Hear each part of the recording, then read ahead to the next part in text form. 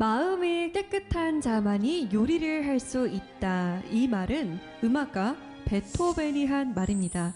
이런 말도 했다고 합니다. 영혼이 깨끗한 자만이 음악을 창조할 수 있다. 음악을 만드는 일도 요리를 하는 일도 모두 다 마음과 영혼을 들여다봐야 한다라는 의미가 아닐까요? 자, 여기 요리도 하고 노래도 하는 이가 있습니다. 그는 불기운이 가득한 주방도 또 멋진 오페라 무대도 다 똑같은 무대라고 말을 하는데요. 요리하는 성악가 전준환 셰프 지금 만나봅니다.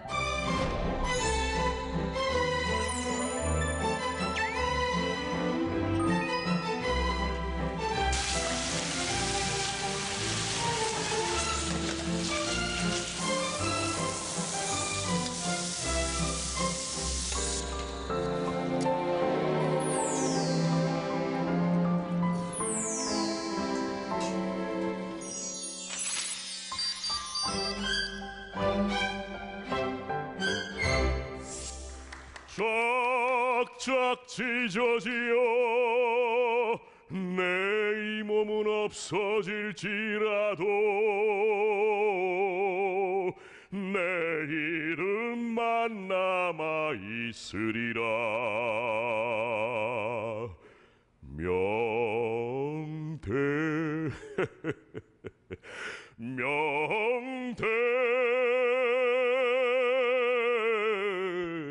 명태라고. 반갑습니다. 요리하는 성악가 전준환입니다. 네, 반갑습니다. 박수 한 번 더 크게 해주실까요?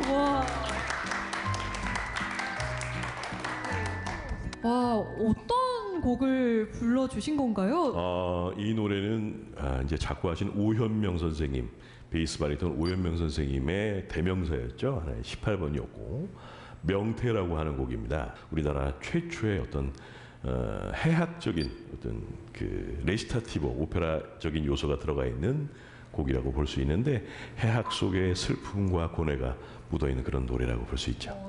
요리와 음악, 뭐 때려야 될 수 없는 관계 같지만 그래도 요리하는 성악가라고 하면 어떤 분일까라는 생각이 들어요. 저는 이제 대학에서 성악을 전공했고 이탈리아로 오페라를 공부하기 위해서 유학을 갔다가 여기서 많은 일들을 겪으면서 한국에 돌아와서 다시 오페라 가수로 활동하던 중간에 저의 하나의 제 인생의 버킷리스트 중에 하나였던 요리사가 한번 돼보고 싶다 해서 시도를 했죠. 그래서 지금은 제가 자그마한 이탈리아 식당을 운영하고 있고 그리고 시간 나는 대로 또 무대에서는 성악가로도 활동을 하고 있습니다. 지금 노래를 연미복이 아니라 그렇죠. 셰프복이라고 하죠. 조리복. 네, 조리복을 입고 노래를 해주셨는데 그만큼 이 묘한 조화가 어떻게 이루어질지 참 궁금합니다. 오늘 강연 잘 부탁드립니다. 네, 감사합니다.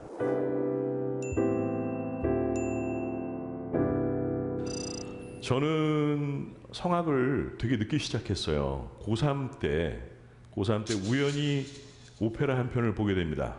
비지의 까르멘이라고 하는 오페라인데 그거를 처음으로 보는 순간 감전이 되죠. 그래서 그냥 집에 가면서 저 혼자 말로 계속 중얼거렸어요. 나는 성악가가 될 거야. 난 성악가로 살래. 난 오페라를 할 거야. 미쳤죠, 고3에. 저희 어머니는 이제 거의 쓰러지시고 집안 다 난리 나고 그래서 연세대학교 성악과를 지원했습니다. 제가 원래 겁이 없어요. 지원해서 어떻게 됐을까요? 당당하게 떨어졌습니다. 떨어지고 수많은 역경을 거쳐서 군대를 제대해서 연세대학교 성악과에 다시 들어갔어요. 제대를 하고 전역을 하고 성악과에 입학했으니까 늦가기 대학생이죠. 그러니 대학 생활이 재밌었을까요? 푸릇푸릇한 20대 청춘들하고 노땅하고 잘 안 어울려요. 그래서 제가 그닥 재미없는 대학생활 4년을 보내고 대학교 4학년 때 저를 구원해 줄 여인을 만나서 결혼을 하고 졸업하자마자 이탈리아로 유학을 가게 되죠. 그런데 이탈리아 처음에 유학 갔을 때 첫 단추부터 아주 잘 껴졌느냐 그건 아니었어요.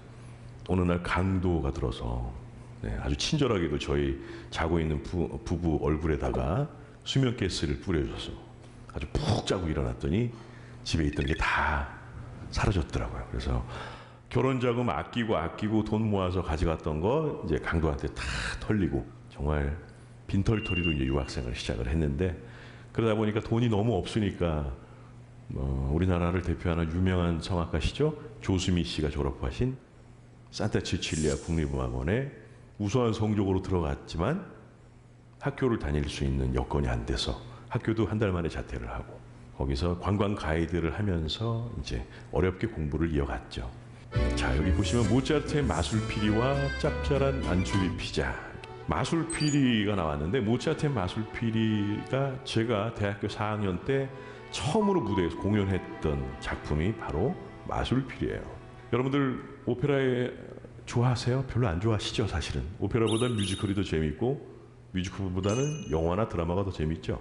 오페라는 말 그대로 고전 작품이라서 좀 재미가 없어요. 그런데 이 모차르트의 마술피리는 상당히 재밌습니다. 어린이를 위한 오페라로도 다시 각색이 돼서 많이 나오고 음악도 재밌고 안에 동선들도 재밌고 내용도 재밌어요. 그런데 이 볼프강 아마데우스 모차르트라고 하는 사람이 프리메이슨의 영향을 받아서 뭐든지 숫자 3을 적용을 했어요. 4분의 3박자였고 등장인물도 자라스트로라고 하는 대제사장 그리고 타미노, 파미나 이렇게 삼각구도로 설정을 하고 3명의 시녀가 나오고 3명의 아이가 나오고 전부 다 3으로 이루어진 오페라가 바로 마술피리예요. 저는 베이스 거기서 대제사장 역할은 굉장히 무겁고 멋있는데 포지션은 참 불리한. 근데 방송국 무대에서 오페라 전용 홀이 아니다 보니까 오페라는 마이크를 이렇게 달고 하는 게 아니잖아요. 네, 정말 순수한 발성으로 소리를 멀리 보내야 하는데 자라스트로라고 한 대제사장은 맨 뒤에 세워놓고 테너 주인공은 맨 앞에 소프라노 주인공도 맨 앞에. 그러니 똑같이 소리를 낸다면 제가 불리하겠죠. 제 인생의 첫 번째 오페라였는데 평이 뭐라고 나왔냐면 자라스트로가 소리가 하나도 안 들리더라. 너무 크게 상처를 받았습니다. 저에게 큰 상처를 줬던 첫 번째 오페라가 바로 마술피리예요. 근데 저기 나오는 짭짤한 안초비 피자는 또 어떤 무슨 연관이 있어서 이렇게 연결이 되어 있을까? 제가 유학을 가서 강도 맞았다고 그랬잖아요. 돈 다 털리고 주머니 남은 돈 몇 개 이제 이렇게 찾아서 제 와이프랑 손잡고 길거리를 무조건 나갔어요. 피제리아라고 피자 파는 집이 있더라고요. 들어가서 기분 전환하겠다고 문을 탁 열고 들어갔는데 이탈리아인들이 꽉 차 있는데 겁이 나는 거예요. 그동안 이탈리아를 공부하고 왔는데도 불구하고 입이 안 떨어지는 거예요. 근데 이제 거기 주문을 받는 할아버지가 막 독촉을 하는 거죠. 왜 막 이태리어로 뭐라고 하면서 빨리빨리 주문하라고. 그러니까 이제 무서워서 주문을 했는데 맨 위에 써 있는 거 이거 달라고. 근데 그게 피자 나폴레타나 나폴리 피자라는 이름의 피자였습니다. 피자를 받아서 보지도 않고 집에 와서 뚜껑을 딱 열었는데 세상에 피자에 멸치가 이렇게 누워 있는 거예요. 이렇게. 여러분 엔초비라고 아시죠? 말 그대로 멸치 절임이에요. 어마어마하게 짭니다. 그거 피자 위에 토핑으로 올려서 먹었다고 한번 생각해 보세요. 저 태어나서 엔초비 처음 먹어본 거거든요. 이탈리아에서. 그래서 밤새도록 변기를 끌어안고 했던 기억이 납니다. 그게 저의 첫 번째 피자 안초비에 대한 기억이에요. 첫 번째 오페라 마술피리에 상처를 받고 처음에 가서 너무 힘든 상황에 첫 번째 이탈리아 음식에 또 상처를 받은 경우가 된 거죠. 근데 사실 저 엔초비라고 하는 것은 이탈리아 이제 그 바닷가 지역에 멸치가 잡힐 그 계절에 이거를 저장하기 위해서 소금에 절여놓고 먹는 음식입니다.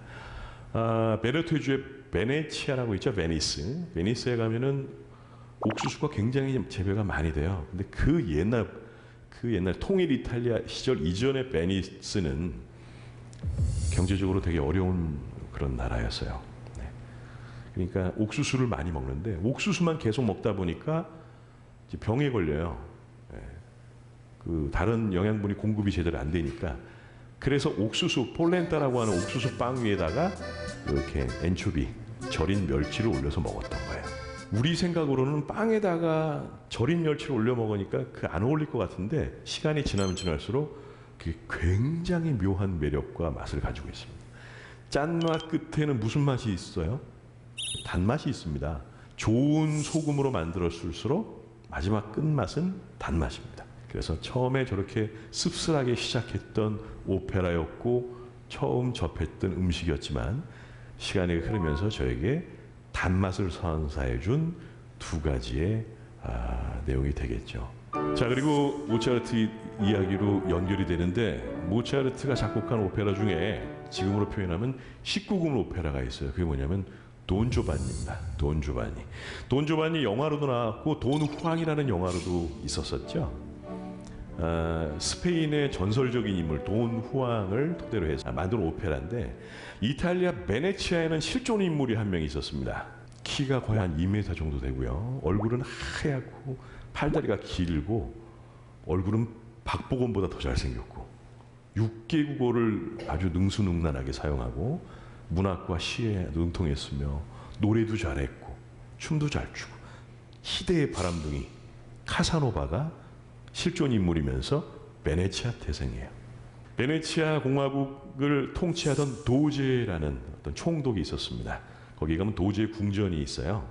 근데 베네치아의 도제의 눈에 바로 이 카사노바가 들게 되죠. 옆에서 시를 읽고 노래를 하고 너무너무 멋있는 청년이다 보니까 이제 카사노바를 굉장히 예뻐했죠. 근데 금기를 어겼어요. 금기를 깬 게 하나 있습니다. 도제의 애첩을 건드려요. 카사노바가. 너무 화가 났죠. 그래서 그 가지고 있는 정말 적용할 수 있는 모든 죄를 다 뒤집어 씌워서 카사노바를 감옥에 가둡니다. 도제의 궁 바로 옆에 비욘비 감옥이라고 하는 감옥이 있는데 자, 요 도제의 궁전과 비욘비 감옥 사이에 이렇게 다리가 하나 있어요. 조그맣게 대리석에 구멍이 뚫려 있어서 겨우 바깥을 볼 수 있는 다리가 있습니다. 이 궁에서 재판을 받고 비욘비 감옥으로 넘어가면 죽기 전에는 못 나와요. 그래서 시인 바이런이 그 다리를 보고 이제 이 다리를 건너면 두 번 다시 돌아올 수 없었다. 그래서 본테 데이 소스피리 탄식의 다리라는 이름을 붙이게 됩니다. 근데 그 비욘비 감옥에서 탈옥한 유일한 사람이 있었어요. 누굴까요? 방금 말씀드렸던 카사노바가 비욘비 감옥에 탈옥한 유일한 사람입니다. 감옥의 어떤 간수를 유혹했다 뭐 이런 얘기도 있어요. 그리고 여유롭게 감옥에서 탈출해서 산마르코 광장에 그 세계에서 가장 아름답고 오래된 카페가 있습니다. 카페 플로리안이라고 1700년대에 생긴 카페가 지금도 영업을 하고 있는데 탈옥수가 여유롭게 그 카페에 앉아서 카푸치노 한 잔 탁 마시고 거기 있는 여자한테 윙크를 날리고 도망갔다. 뭐 이런 얘기가 전해질 정도로 아주 뻔뻔한 시대 바람둥이가 바로 카사노바죠. 자, 돈 후앙, 전설의 인물 돈 후앙 그리고 실존 인물 카사노바의 이야기를 토대로 해서 돈 조반니가 만들어집니다. 얘기의 결말은 권선징악이에요. 마지막에 그렇게 바람을 피고 수많은 여인을 울렸던 돈 조반니는 지옥에 떨어지죠. 그러면서 오페라가 끝이 나는데 이게 재해석되죠. 현대에 와서. 우리는 과연 돈 조반니라는 사람을 미워만 해야 할까? 이 사람이 정말 나쁜 사람이고 잘못됐다고 얘기할 수 있을까? 우리 마음속에도 누구나 돈 조반니를 품고 산다. 제가 예전에 이런 글을 한번 본 적이 있습니다. 상당히 공감이 됩니다. 그렇죠? 돈 조반니가 2막으로 이루어진 오페라인데 2막의 마지막에 돈 조반니가 파티를 해요.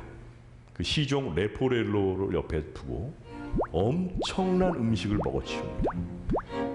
이 레포렐로가 옆에서 봤을 때 주인님만 계속 여자랑 놀아나고 주인님만 계속 맛있는 거 먹고 주인님만 계속 불합리한 일을 하면서도 벌을 안 받고 하니까 이제 화가 난 거예요. 그래서 돈 조반니가 막 열심히 먹고 있는 음식 중에 닭다리 하나를 이렇게 훔쳐서 먹는 장면이 있습니다. 제가 그때 레포렐로였거든요. 근데 오페라상에 실제로 닭다리를 올려놔요. 이게 먹는 척하면 안 됩니다. 무대와 객석이 가깝기 때문에 진짜 먹어야 돼요. 그리고 노래 중간에 먹어서 이렇게 목이 잠기는 그런 소리를 내야 됩니다. 실제로. 근데 리허설하면서 제가 아무것도 안 먹고 무대에 올라갔는데 훔쳐먹은 닭다리가 너무 맛있는 거예요. 그래서 진심으로 맛있게 먹다가 진심으로 목에 걸린 적이 있습니다. 그러니까 돈 조반니가 레포렐로 거기서 뭐 하는 거야? 그럼 네 주인님 이래야 되는데 정말 걸린 거예요. 그 오페라 중간에 탁 닭이 이렇게 튀어나왔던 그런 적이 있어요. 그리고 오페라 끝나고 연출 선생님한테 칭찬받았죠. 어쩜 그렇게 연기를 리얼하게 하세요. 연기가 아니었는데 정말 목이 걸려. 모차르트에서 이야기하는 음식이란 사실은 성욕을 의미합니다. 어마어마한 성욕을 나타내는 거죠. 네. 결국 또 보면은 음식과 음악과 역사, 이야기가 다 연관이 있다. 푸치니의 라보엠과 바삭한 아란치니라고 나옵니다. 푸치니는 베네치아에서 조금 아래 내려오면은 루카라는 지역에서 태어난 작곡가죠. 저는 개인적으로 푸치니 음악을 상당히 좋아합니다. 푸치니 오페라 그 중에서 가장 사실 공감이 되고 가슴 절절한 오페라를 이야기한다면 라보엠이에요. 얼마 전에 보헤미안 랩소디 불렀던 퀸이 갑자기 영화로 다시 또 부활하면서 엄청난 인기를 끌었습니다. 보헤미안에서 출발한 말 그대로 집시를 뜻하는데 19세기의 보헤미은 어떤 집시라기보다도 자유분방한 삶을 원했던 사람들을 통칭하는 얘기가 됐어요.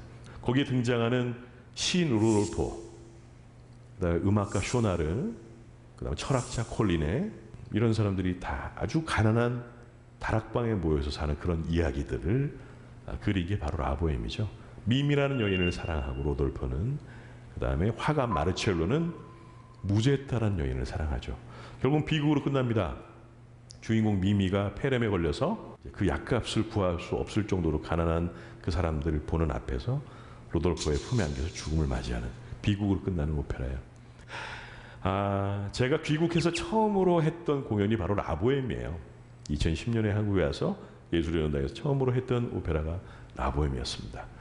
귀국을 했을 당시에 저의 생활도 실제 라보엠과 크게 다르지 않았어요.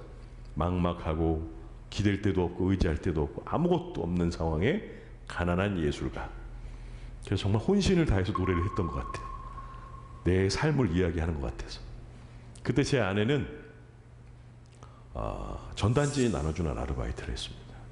저는 연습한다고 가서 연습하고 있고, 아내는 한 푼이라도 벌어보겠다고 전단지를 나눠주면서 하루에 5만 원, 6만 원을 벌었던, 진짜 아프고 힘들었던 시절이 다시 반복이 됐죠. 귀국하자마자. 아란치니라는 음식을 제가 여기다 왜 붙여놨냐면요, 이태리 유학 시절에 저희 아이가 태어납니다. 근데 저는 이제 가이드로 일하러 나가고 아이를 데리고 공원에 산책을 하거나 데리고 다닐 때 이제 점심값도 넉넉치가 않으니까 그냥 간단하게 한 끼를 해결하기 위해서 제 아내가 자주 사 먹었던 게 바로 아란치니라고 하는 튀김이에요. 이탈리아 말로 아란추아 하면은 오렌지를 뜻합니다. 근데 아란치니는 오렌지 모양의 약간 오렌지 색깔을 띠고 있는 쌀 고로케예요. 실제로 거기다가 오렌지 껍질을 갈아서 넣어서 튀겨내는 경우도 있고, 근데 쌀이니까 아무래도 좀 든든하잖아요. 밥 한 끼 같고. 제 아내에게는 저 아란치니라고 하는 음식이 눈물 젖은 빵과 같습니다. 저 아이가 조금 커서 시칠리아에 예전에 한번 같이 여행을 간 적이 있는데, 내가 제대로 된 시칠리아 아란치니 사줄게 데리고 나가서 저거를 이제 앉아서 셋이서 놀아 먹는데 옛날 생각이 나니까 눈물이 핑 돌더라고요. 아내한테 너무 미안하기도 하고. 네. 그래서 저희 가게에서는 아란치니를 안 팝니다. 그래서 눈물 젖은 빵으로 기억하고 있는 음식이 바로 시칠리아의 대표적인 거리 음식 중에 하나인 아란치니라고 하는 고로케였습니다. 자, 주아키노 안토니오 로시니, 또 다른 작곡가를 소개할 텐데요. 이 작곡가는 참 재밌는 사람이에요. 자, 로시니 하면은 탁 떠오르는 오페라가 있을 겁니다. 오페라를 별로 좋아하지 않는 분들도 이 정도는 아시리라 생각해요. 1번 동두천의 이발사, 2번 검단산의 이발사, 3번 세빌리아 이발사. 3번, 그렇죠. 대단한 실력을 가지고 계신 바로 로시니의 대표작 세빌리아 이발사입니다. 1816년에 만들어진 오페라인데요. 저 사람이 무려 24살 때 작곡한 오페라예요. 천재죠. 20대 오페라. 근데 이 오페라가 전 세계에서 가장 많이 무대에 올라가는 대표적인 3대 오페라 중에 하나가 바로 세빌리아 이발사입니다. 그런데 세빌리아 이발사라는 이름의 오페라가 사실은 다른 작곡가가 작곡된 작품으로 존재했었습니다. 조바니 파이시엘로라고 하는 로시니보다 쉬운 2살이나 많으신 작곡가가 이미 세빌야 이발사라는 오페라를 작곡해서 그때 유럽에서 엄청난 인기를 끌었던 작품이었어요. 그런데 똑같은 이름으로 웬 젊은 맹랑한 작곡가가 작품을 턱 냈단 말이죠. 이 작품 초연날 무슨 일이 있었을까요?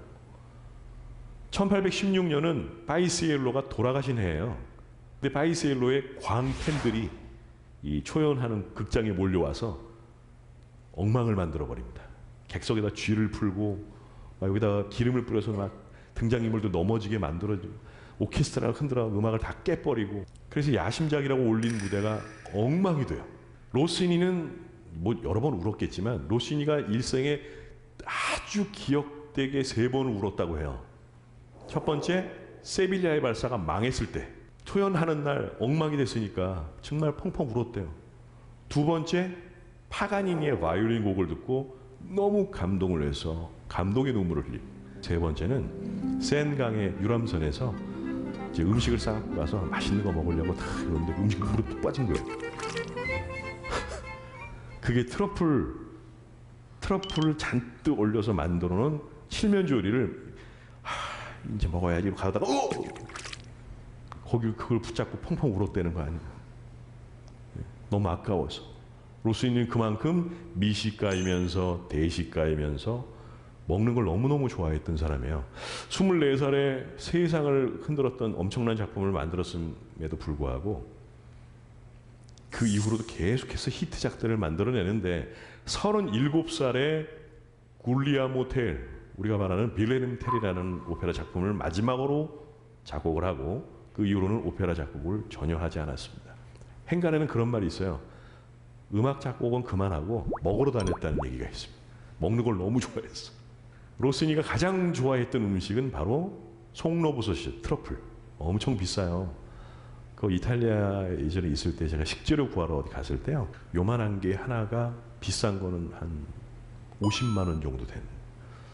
최근에 뉴스에 나왔는데 이만한 화이트 트러플을 얻은 저기 누가 발견 농부가 캐는데 경매에 붙여졌는데 이게 6억 원인가에 팔렸어요. 그 정도로 귀한 버섯입니다. 로시니가 그래서 음악 사업 말고도 되게 좋아했던 게 송로버섯을 캐려면 돼지가, 지금은 강아지를 쓰는데 돼지가 가서 송로 냄새를 맡고 땅을 막 파요. 그러면 옆에 있다가 얼른 가서 그 돼지가 먹기 전에 송로를 옆에서 이제 탁 뺏는 방법으로 채취를 합니다. 돼지하고 강아지만 그 냄새를 맡을 수 있대요. 그래서 그 돼지 키우는 사업을 했어요. 로시니가. 송로를 너무 좋아하니까 송로 사업을 해보겠다고. 그 정도로 음식을 너무너무 좋아했던 사람이고, 와인을 수집해놓고 주변에 있는 예술가들을 초대해서 값비싼 치즈, 송로버섯 요리 이런 것들과 함께 와인 파티도 많이 했어. 로시니가 프랑스에 가서 본인도 요리를 너무너무 좋아했고 잘했던 사람이기 때문에 지금도 실제로 이탈리아와 프랑스 지역에 뒤에 알라 로시니가 들어가는 것은 다 로시니가 좋아했던 재료를 섞은 음식일 경우가 많습니다.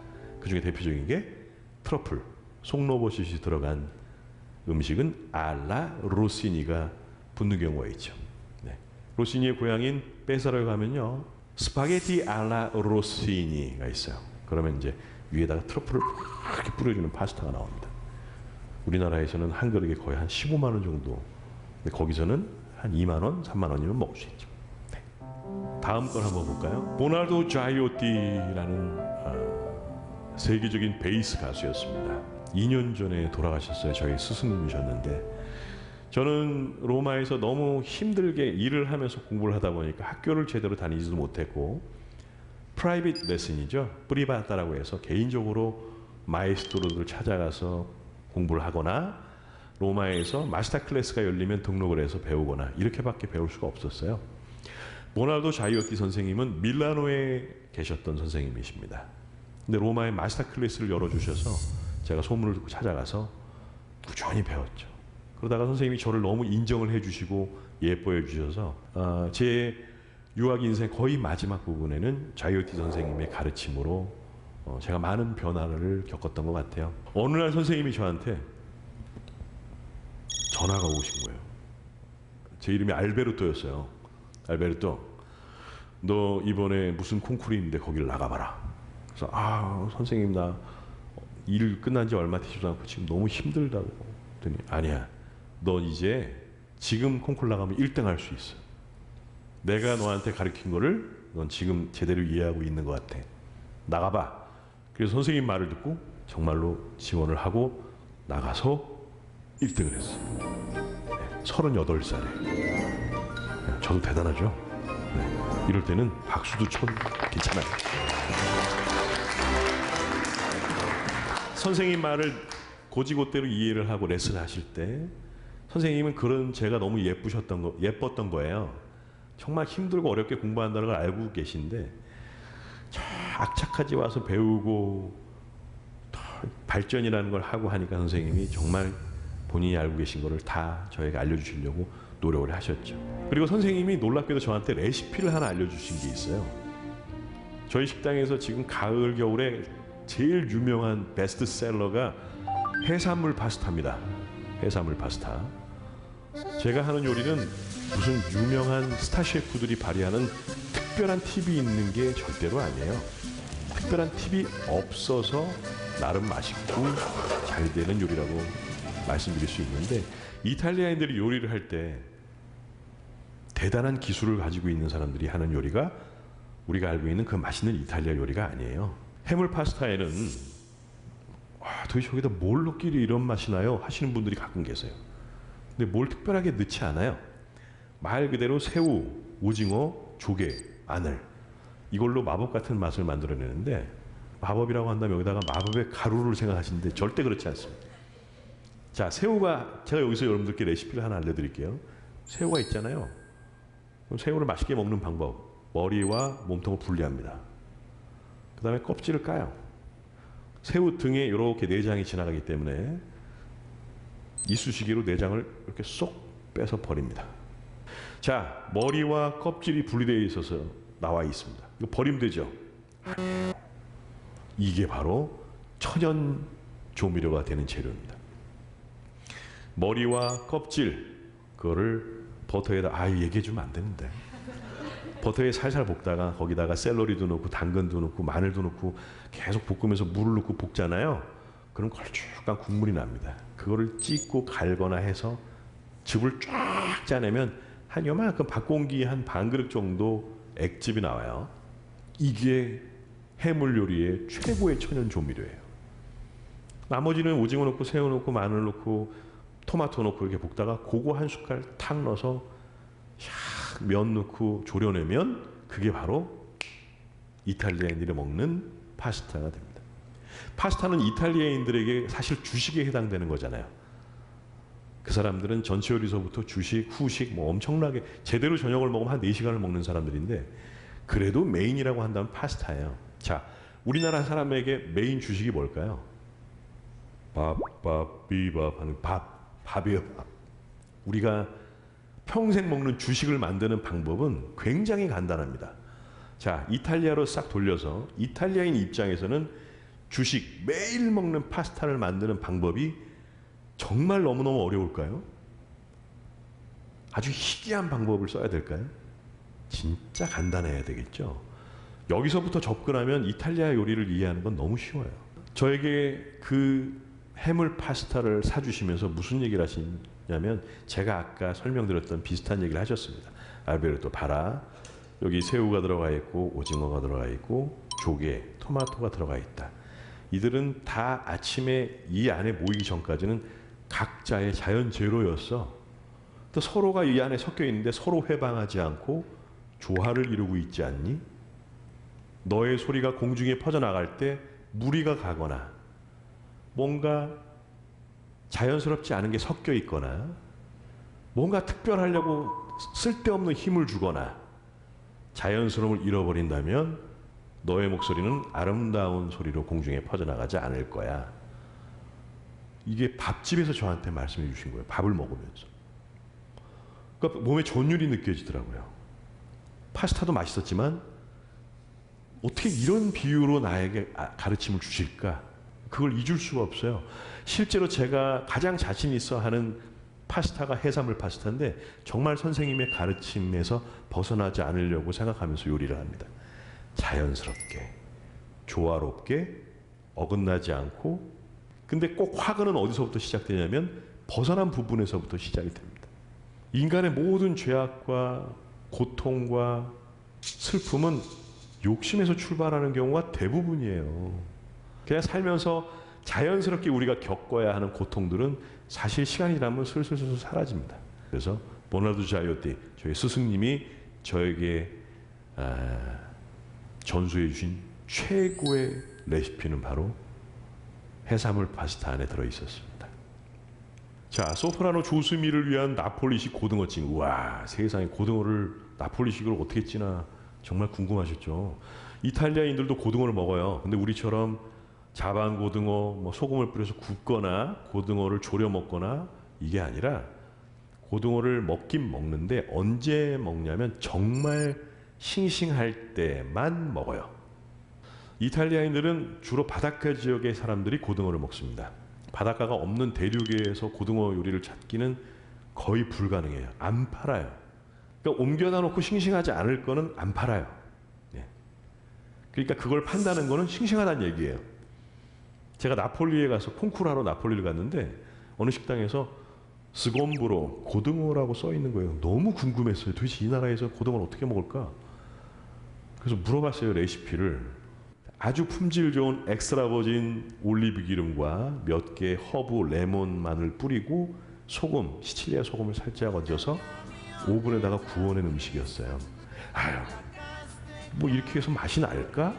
하고 고등어를 탁 포크로 뜯어서 입에 넣는 순간 제가 그동안에 먹었던, 생각했던 혀와 몸과 뇌가 기억하고 있는 고등어 맛하고 전혀 다른 정말 맛있는 바다가 느껴지는 고등어.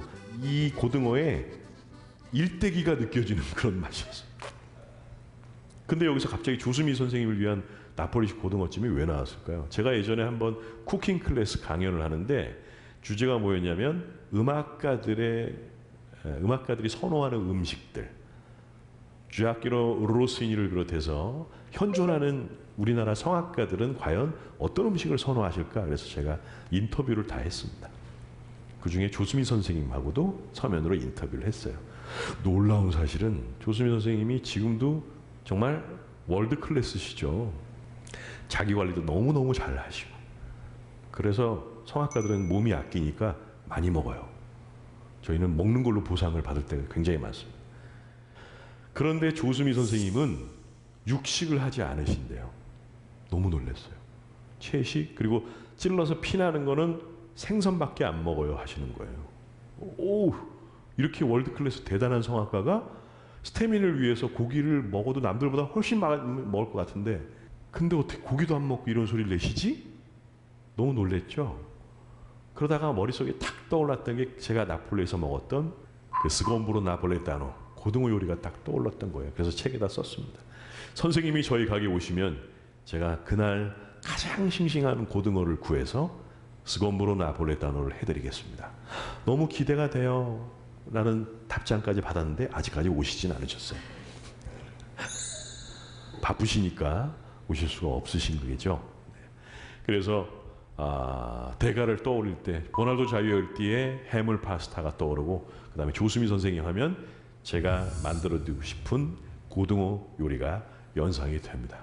자, 늘 부엌에 있는 내 아내에게 저는 이 챕터를 보면 진짜 마음이 안 좋아요. 저희 결혼한 지 올해가 20주년인데 저지르지 않으면 못 갈 것 같아가지고 빚을 내서 이탈리아 여행을 한번 갔다 왔어요. 온 가족이 간 거는 8년 만에 처음이었던 거죠. 귀국하고 울더라고요 아내가.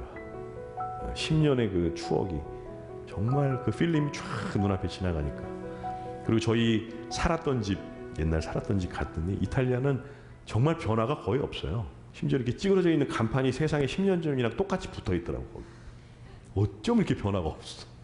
저의 청춘의 고향 이탈리아. 네. 그러니 제 아내와 가장 많은 시간을 보냈던 곳도 이탈리아죠. 음악 한다고 나가서 맨날 노래하러 돌아다니고 뭐 중간에 돈 떨어지면 와서 가이드하고 돈 차면 또 나가서 노래하러 다니고 콩쿠르 가서 상 받으면 다 따라와서 그 옛날 그 이 카메라 이걸로 연주하는 거 다 찍고 어느 콩쿠르에서 제가 2등을 하고 연주를 하고 딱 내려왔는데 이태리 할머니가 저한테 오더니 얼굴 따귀를 딱 때리는 거예요. 까띠보 나쁜 놈. 오, 왜 그러세요? 했더니 네 아내는 저거 찍느라고 연주 하나도 못 봤다고. 넌 까띠보라고. 우리 집사람 옆에 주렁주렁 장비를 달고 이걸 찍고 있었던 거예요. 저는 막 무대에서 화려하게 노래하고 있는데 얼마나 미안해요.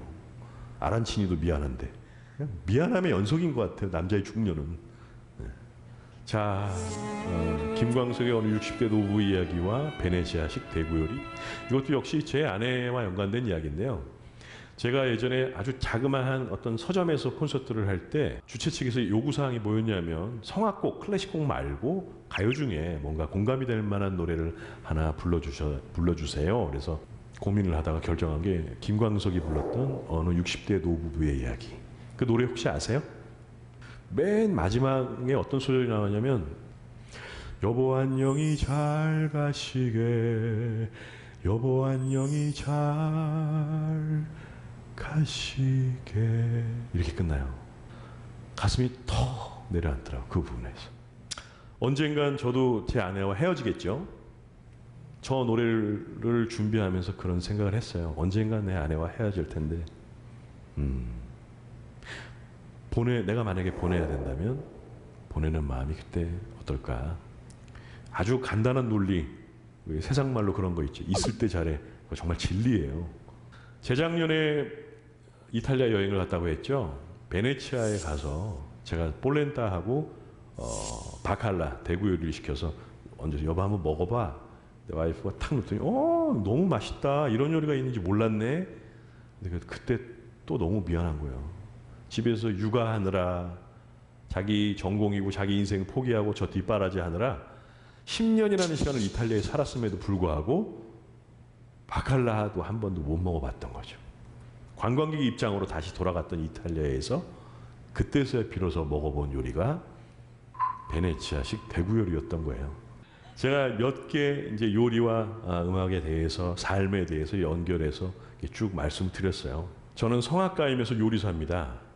근데 성악가로서 무대에 섰을 때와 요리사로서 주방에 서 있을 때 둘 다 같은 무대라고 생각을 하면서 살아요.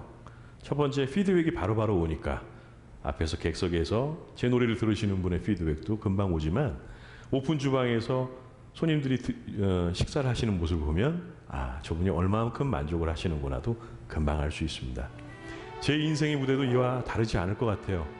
그냥 저는 지나간 날 또는 오지도 않을 날에 대한 걱정이나 근심 가지고 살지는 않습니다. 그냥 오늘이라는 저에게 주어진 이 식재료를 오늘 정말 맛있게 한결에게 정말 맛있는 음식을 만드는 것처럼 최선을 다해서 오늘을 사는 사람입니다.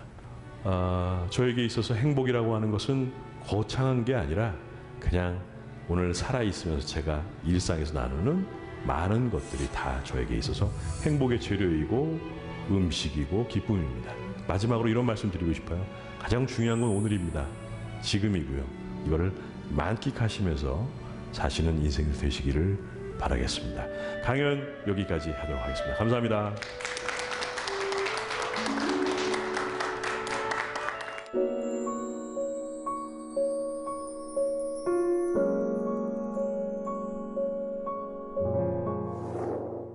네, 재밌게 다들 들으셨나요?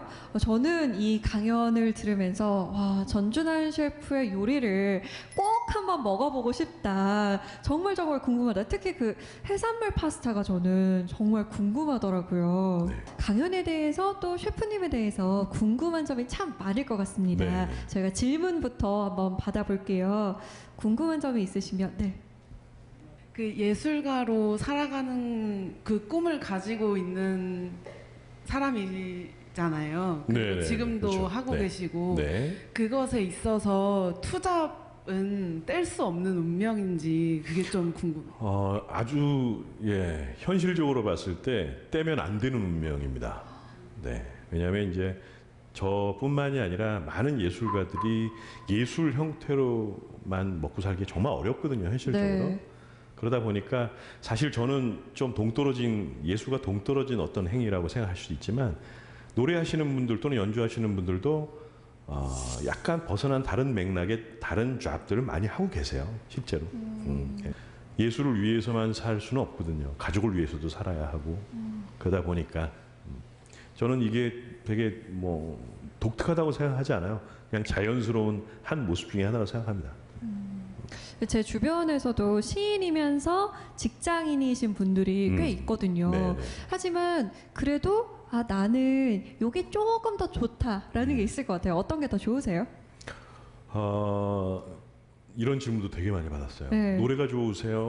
뭐 요리가 좋으세요? 단골 질문일 것 같아요, 아무래도. 요리할 땐 요리가 좋고 무대에선 노래가 좋습니다. 거기에 최선을 다해야 요리는 요리대로 나오고 노래는 노래대로 나오니까요. 노래하면서 올라가서 오늘 매출이 어떻지? 막 이렇게 생각하면 노래 엉망이 되겠죠. 프라이팬 막 돌리고 있는데 갑자기 머릿속에 가사가 안 어울릴 것 같아요. 그래서 요리할 땐 요리에 집중하고 노래할 땐 노래에 집중하고 그게 최선이라고 생각합니다. 다른 질문도 한번 받아볼까요? 지금까지 요리사라는 직업을 가지고 살아오시면서 항상 누군가에게 요리를 해주시는 입장이었잖아요. 네네. 네, 그러면은 혹시 다른 사람에게 받고 싶은 요리라던가 그런 건 없나요?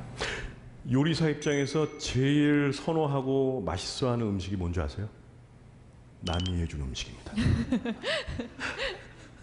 물론 다 맛있진 않죠. 근데 저희도 요리를 하다 보니까 어디 가서 특히 비슷한 요리를 먹게 되면 이게 그냥 먹으면 되는데 자꾸 평가를 하게 돼요. 머릿속에 그럴 것 같아요.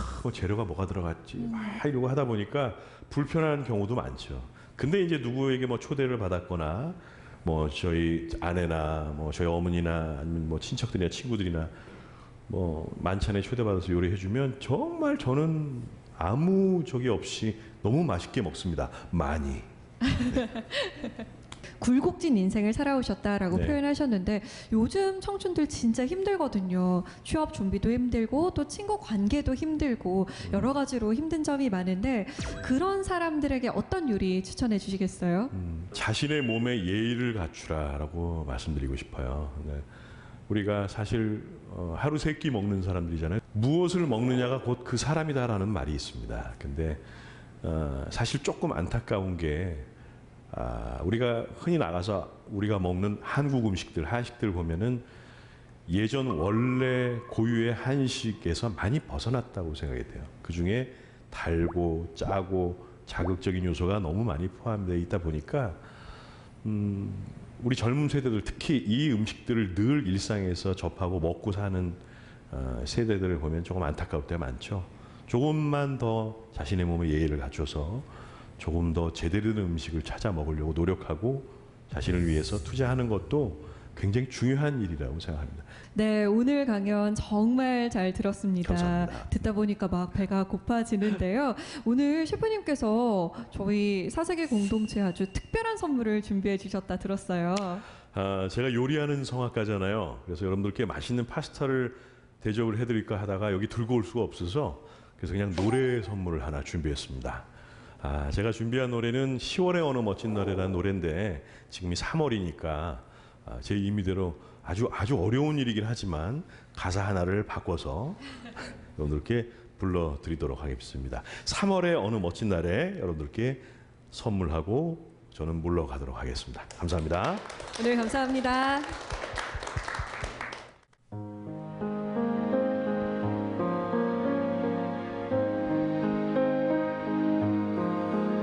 눈을 뜨기 힘든 가을보다 높은 저 하늘이 기분 좋아. 휴일 아침이면 나를 깨운 전화 오늘은 어디서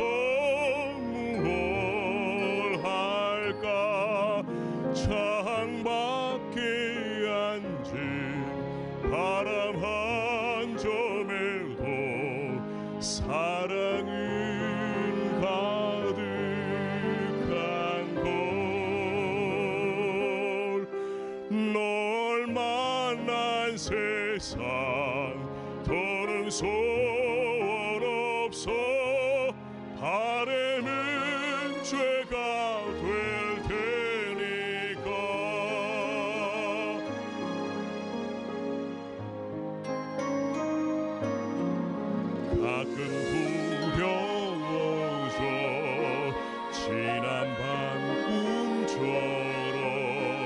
사라질까 기도해.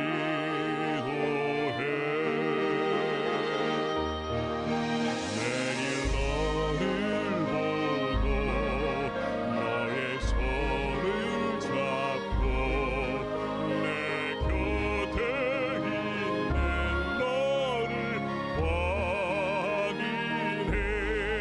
창밖에 앉은 바람 한 점에도 사랑은 가득한 걸. 널 만난 세상 더는 소원 없어. 바래는 죄가 될 테니까. 자, 다 같이 아 해볼까요?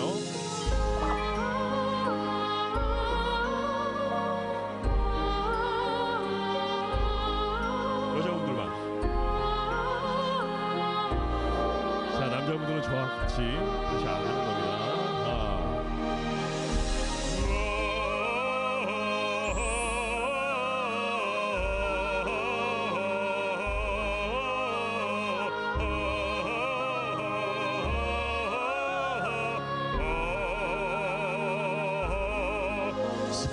살아가는 이유, 꿈을 꾸는 이유 모두가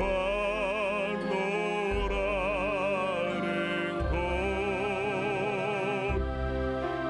내가 있는 세상 살아가는 동안 더 좋은 것은 없을 거야.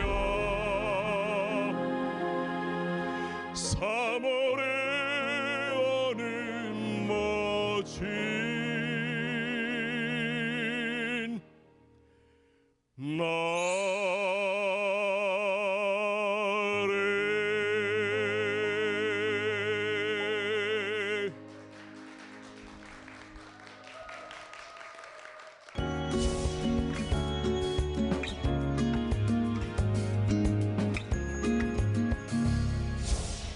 봄이 되니 무거운 겨울 코트의 어두운 색 대신 산뜻하고 밝은 색들이 거리를 물들이고 있습니다. 미국 팬톤 컬러 연구소는 2020년의 색으로 클래식 블루를 뽑았다고 합니다. 클래식 블루는 휴식의 색이라고 하는데요. 요리하는 성악가 전준환 셰프의 음식 이야기 또 노래가 휴식처럼 느껴지는 건 어쩌면 지중해 바다의 푸른 기운을 담고 있어서가 아닐까요? 휴식 같은 친구가 되고 싶은 사색의 공동체, 저희는 다음 시간에 돌아오겠습니다. 고맙습니다. L'espoir est un plat bien trop vite consommé. À sauter les repas, je suis à